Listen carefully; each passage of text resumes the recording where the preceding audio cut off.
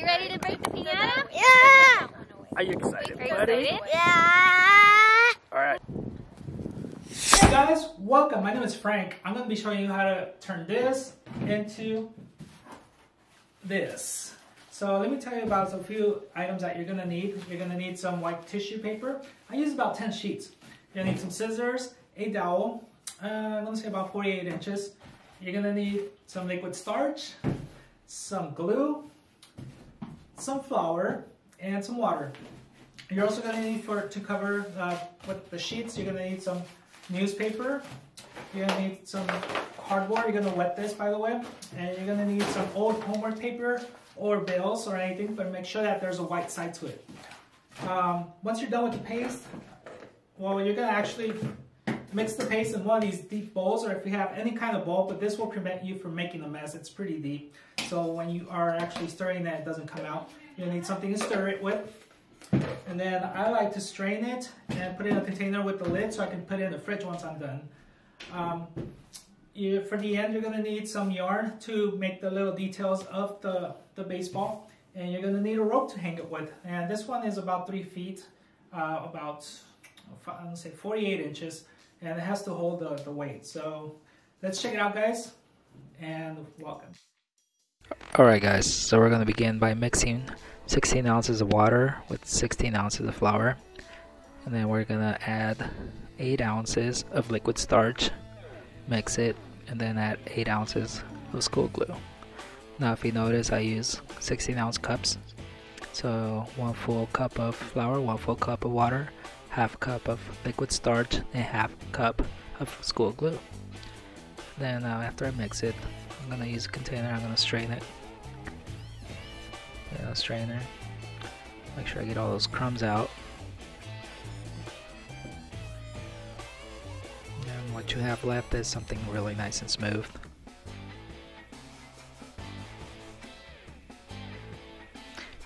We usually use hand lotion to cover whatever it is we want out of the shape. So in this case, the beach ball, we're going to cover the entire thing.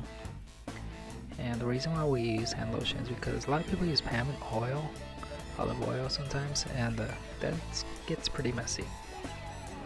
So the first layer we're going to use is newspaper, and the reason why we use newspaper is because it's thinner and it adheres better to the beach ball.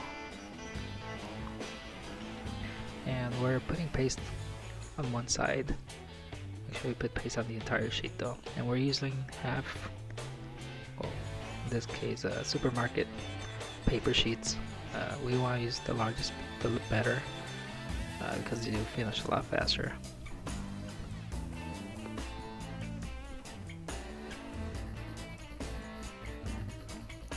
The next layer is going to be white paper.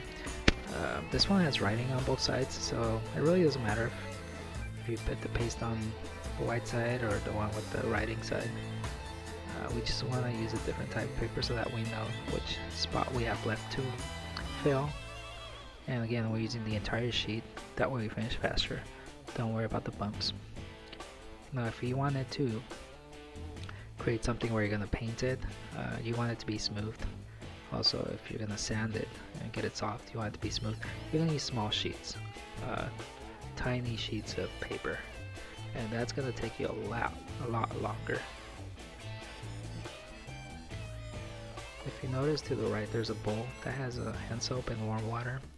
It's a lot easier to clean your hands after you finish versus rinsing in the sink or in the kitchen sink. That'll clog your drain, by the way.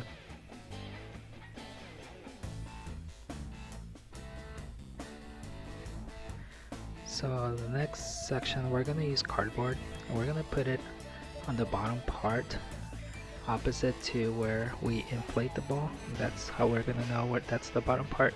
The reason why we're using this wet cardboard is because it's going to make it more solid and harder to break. So when we put the rope, that's actually going to hold whatever weight we put on it. And we're putting paste on both sides. Again, this is wet cardboard, or it's kind of like a poster board actually. You just take cardboard and take the one side of it and rip it off, and then just paste it on there. We're making a kind of like a T shape or a cross on all 4 sides, and that way when you try to break it, it's going to be harder to break. It's going to break in between those pieces of cardboard.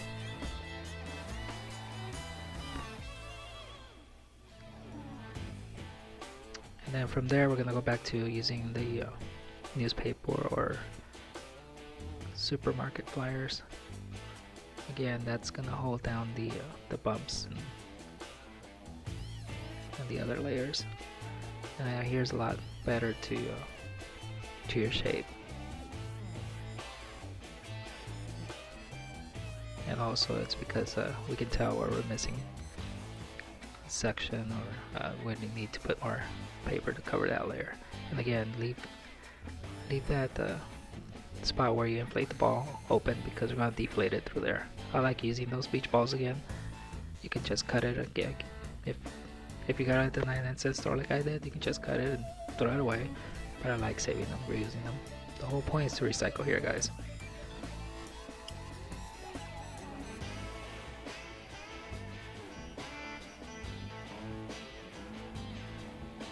Once you get to small sections that you need, just cut the paper up. You don't have to use full sheets. And then for the last layer, we're gonna use the blank side, the white side. So we're gonna put the paste on where the writing is or the print is. And I usually ask the school district to save me their papers that they don't need, and most of them have a blank side. So just make sure there's no financials in there from your bills or kids' homework and stuff like that. Now this is really important. Once you are done covering it and you want it to dry, it's going to take about 3 days to dry if it's cold like here. Do not put it directly into the sun or in front of a heater. It's going to inflate the beach ball or balloon, and that's going to make a bump on it, and it'll actually rip and create a bump on your shape. So what I do is I put it on a basket that has holes and the air gets through it, and I don't have to keep turning it. Because if you use a bowl like the one she's using here, you have to keep turning it. So in a moment you'll see the basket where I put it in, so it could aerate.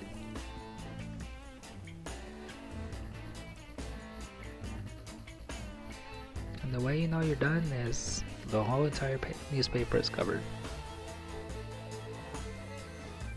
And just to make sure, she puts a paste on her hands and just cover the whole thing. And that's the messy part. Not so messy, is it? Now to put the rope, I usually use a Dremel, and I make a hole about the size of a finger, just enough so the rope can get through. So you're gonna put the rope through both holes, and both ends of the rope are gonna come out on the opposite side where you inflate the balloon from. Which, by the way, I already took out the balloon, but you guys didn't see that part. The way I took it out is I put a stick and pinched the top and got the air out, and then just pulled it. Yeah, I just tie a knot. If it falls back in, it's really easy to get it out, so don't worry about it if it falls. Now, I like covering this rope, the back side. I usually just get a white sheet of paper and either use paper mache paste or glue. And I messed up here. I should have put it on the other side, and I didn't realize it until about now. Oops. I've done this so much that I didn't think about that. We want the entire shape to be white.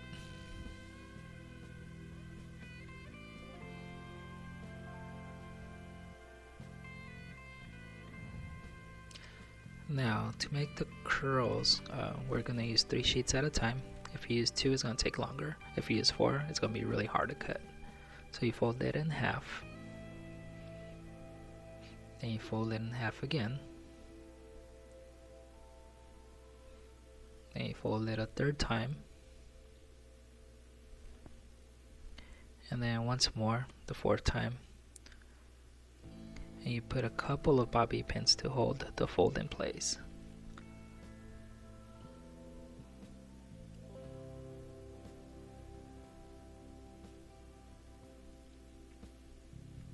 Make sure you have some sharp scissors. If not, you're going to be struggling cutting this. You're going to make about 3/4 of an inch cuts, and you're going to make them as thin as the scissors. So you're going to do this for the entire 3 sheets.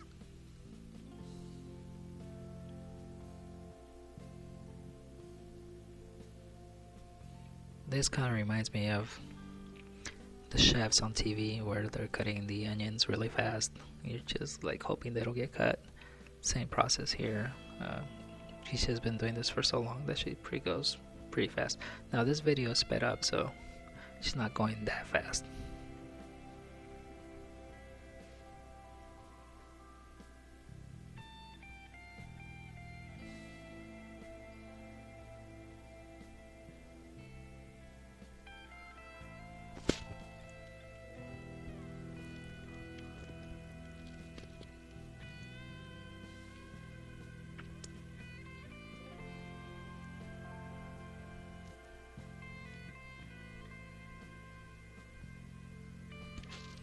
Once you get to the end, just take off the bobby pins and then cut all the way through the top.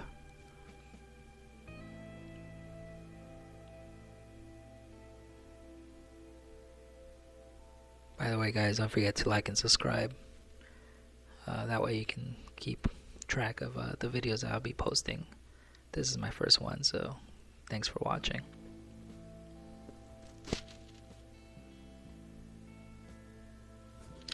By the way, if you sit them down like the way she did it, it's really easy to take them off. If not, you're going to be struggling. Now, make sure you only grab 1 sheet. In this case, she grabs 2. And she didn't realize it until she actually got the 2 sides together. You'll see in just a minute. Just a little thin layer of glue. And we're using the stick to help us put the 2 sides together. If without it, it's really hard. So you just place the stick in the middle. And then just pull the stick. And you're done. Make sure you don't stack these one on top of each other when you put the glue, because they'll stick to each other. Again, 1 thin line of glue. Pull them together and press. Now because we're going in a circle to cover the balloon, the beach ball, we're going to cut small pieces. If you try to do a whole entire sheet or row, it's going to be really hard because you're going to create lines and it won't look natural. This takes a while, so be patient.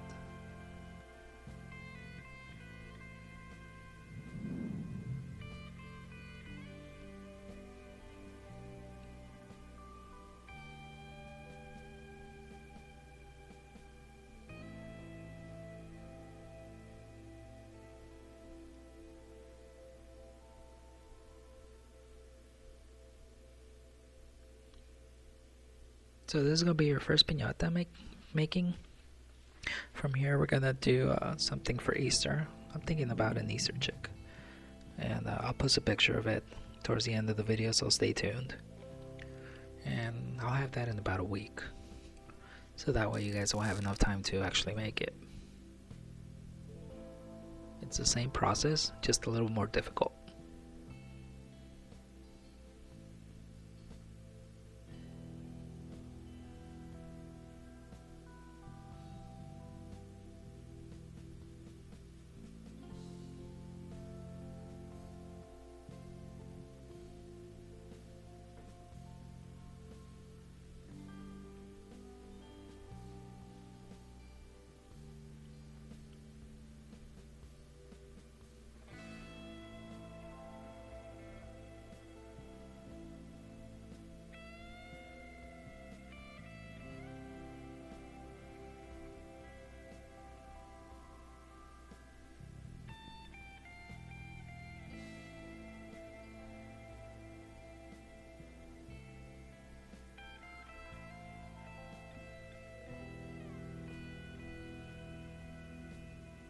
Alright, you guys can visualize going all around the whole entire beach ball, right?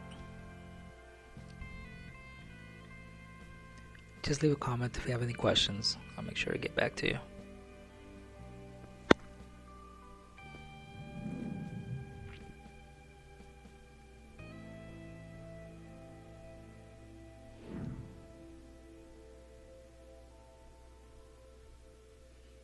Now once she's done all with the entire beach ball, we're going to use yarn to put the thread around to make it look like a baseball. And we're going to use glue to actually glue the yarn on there. And then from there, you can use stickers of your favorite team and just put it on there.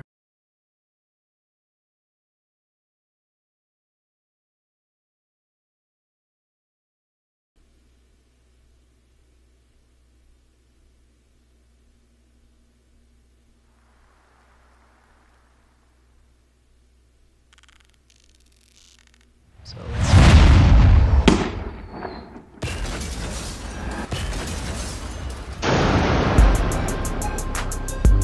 alright guys, thanks for watching. Please like and subscribe, and make sure to stay tuned for the next video in about a week. It's going to be an Easter egg chick. So thanks again,